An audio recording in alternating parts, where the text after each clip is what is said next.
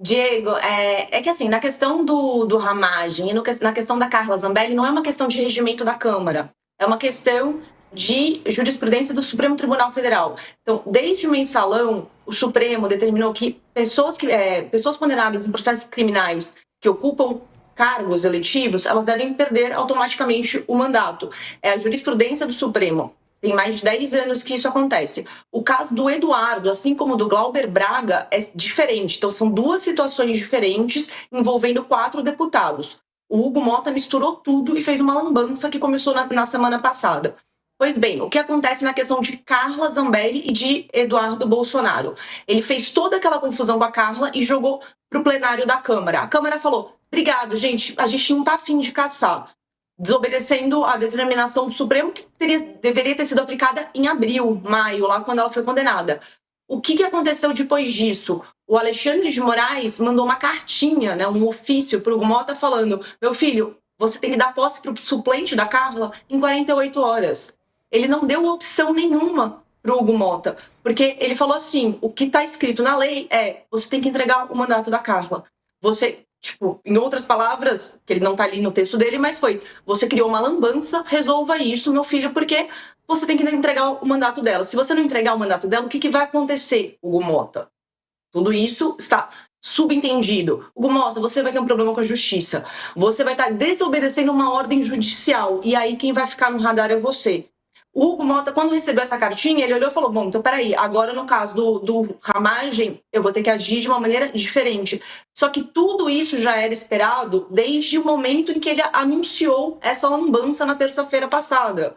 Que ele falou, na semana passada ele falou: hoje, amanhã a gente vai votar o Glauber e a Carla, e na semana que vem a gente vai votar Eduardo e Ramagem.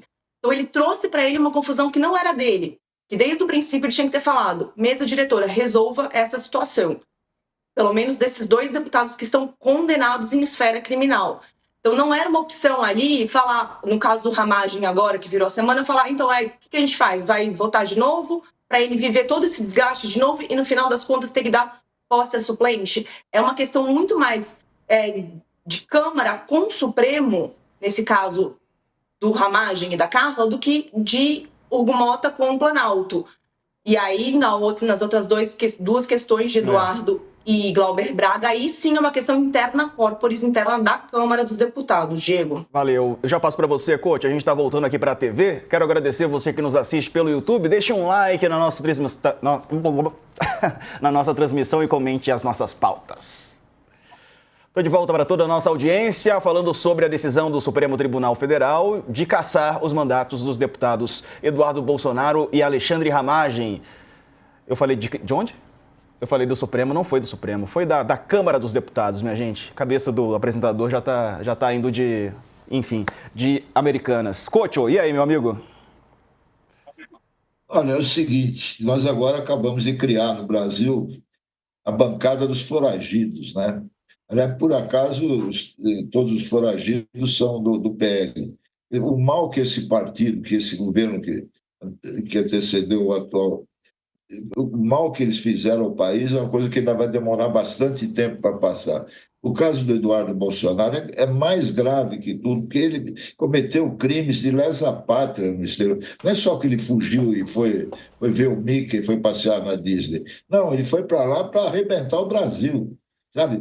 Para botar tarifas, para punir, sancionar autoridades brasileiras, e fez isso abertamente, e ainda queria receber salário, como recebeu durante um bom tempo, ter o gabinete dele montado, que custa, sei lá, 300, 400 mil reais por mês, nós pagando, é um deboche monumental. E como é que ainda vai reclamar que caçaram o mandato dele? Qual é o eleitor dessa figura que vai reclamar disso? Só os sócios para achar que os eleitores ficaram chateados. Os eleitores dele deviam estar envergonhados e agora devem se sentir aliviados após a punição, ainda que tardia, desse deputado. E não volta mais para o Brasil. Ele vai responder a vários processos. Ele não foi condenado ainda, mas ele vai pegar uma boa punição aí, porque o que ele fez, eu não me lembro de outro deputado, outro parlamentar brasileiro que tenha se prestado a esse serviço de traidor da pátria nos Estados Unidos. e ainda quer reivindicar direitos. Tenha santa paciência. Verdade. Bom, agora é esperar essas repercussões todas, né? Acabei de monitorar aqui as redes do Eduardo e do Flávio, por exemplo, não se manifestaram ainda publicamente. É aguardar, né, Letícia? É, aguardar e eles vão usar. Agora a gente também vai ver o quê? Uma questão de narrativas, né? Então, os bolsonaristas vão falar sempre que é uma perseguição do Supremo contra eles, porque eles são muito fortes, eles vão fazer um grande número de senadores em 2026 e o Supremo está querendo acabar com a vida política deles.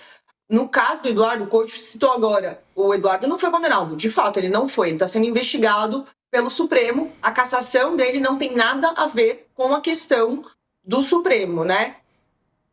Em princípio, não tem, na verdade não tem, mas eventualmente teria no futuro, porque, sem dúvidas, o Eduardo vai ser condenado por coação no curso do processo, por tentar interferir no julgamento da trama golpista do pai dele, e ele vai ficar inelegível, ele receberia uma ordem de perda de mandato, assim como o Ramagem, assim como a Carla Zambelli. Então, essa situação do Eduardo, ela era inevitável, e já era algo imaginável em março, porque em março a gente já sabia que ele não, quando ele avisou que ele ia ficar nos Estados Unidos autoexilado, a gente já sabia que ele não ia mais aparecer para trabalhar, então que uma hora ele ia perder o mandato.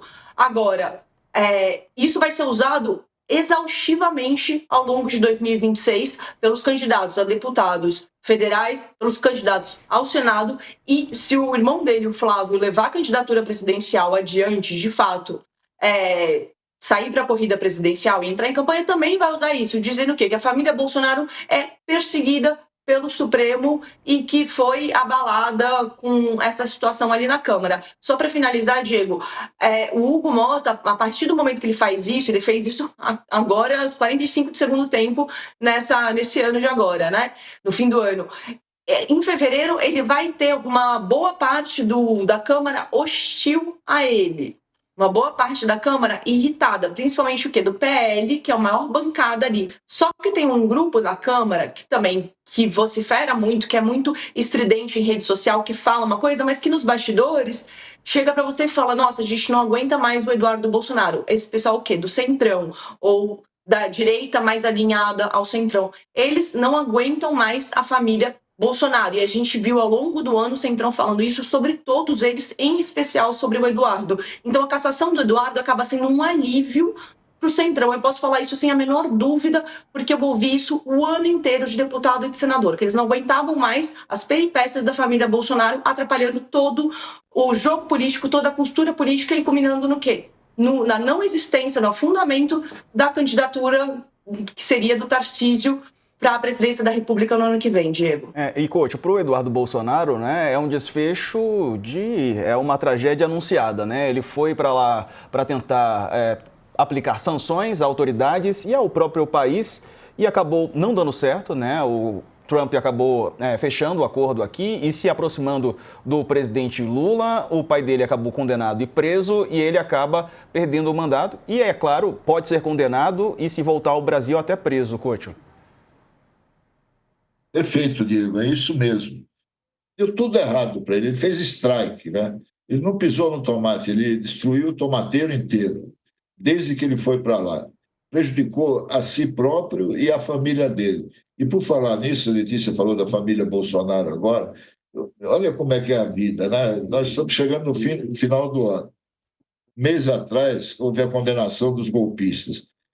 Foi um alívio para o país. A gente imaginava que ia ficar livre desse pessoal, depois de 5, 6 anos de monopolizar todo o noticiário político do país. E aqui estamos nós falando deles de novo. Quer dizer, é uma assombração, é uma coisa inacreditável. A gente devia estar falando de outras coisas, fazendo planos para o ano que vem, sabe? Cada um com o seu projeto. Então, estamos aqui falando dessa gente. O que esse pessoal até hoje fez pelo país, que acrescentou para o país? Qual foi o projeto que esse Eduardo Bolsonaro apresentou? O Ramagem, o que ele fez pelo país até agora? O Jair Bolsonaro, que ficou 28 anos na Câmara e nunca aprovou um projeto. Sabe? Não é possível, é uma maldição o que está acontecendo. Sabe? E a gente não consegue se livrar disso. É isso. Ô, Diego, tem mais uma coisa. Diga. Desculpa. Fala, Letícia. Fala. Sobre o timing de Eduardo Bolsonaro. O que aconteceu na sexta-feira passada? Hoje é quinta. Sexta-feira passada, é porque o coach estava falando sobre os Estados Unidos, e sexta-feira passada o presidente Trump retirou a Magnitsky do Alexandre de Moraes e da Viviane Barça, a mulher dele. Então, o Eduardo, que ascendeu ao longo do ano, chegou em julho, conseguindo impor uma sanção super forte, super importante contra o ministro Alexandre de Moraes. Em julho, o Eduardo estava no auge. Em dezembro, ele encerra o ano, o quê? Absolutamente enfraquecido. A decisão do governo americano, esse anúncio do governo americano na sexta-feira passada, retirou a última força que existia, qualquer última esperança de Eduardo Bolsonaro salvar a vida política dele, porque ele batalhou ao longo do ano para punir o ministro Alexandre, ele conseguiu essa punição, e na sexta-feira passada, menos de uma semana atrás, 6 dias atrás, o Trump falou: acabou, não tem mais isso, estou aqui, alinhado com o Lula. O Eduardo, assim, ele já estava perdendo força desde agosto, desde setembro, por uma série de motivos, mas agora foi a consolidação da perda total da força política, do capital político do Eduardo Bolsonaro, Diego.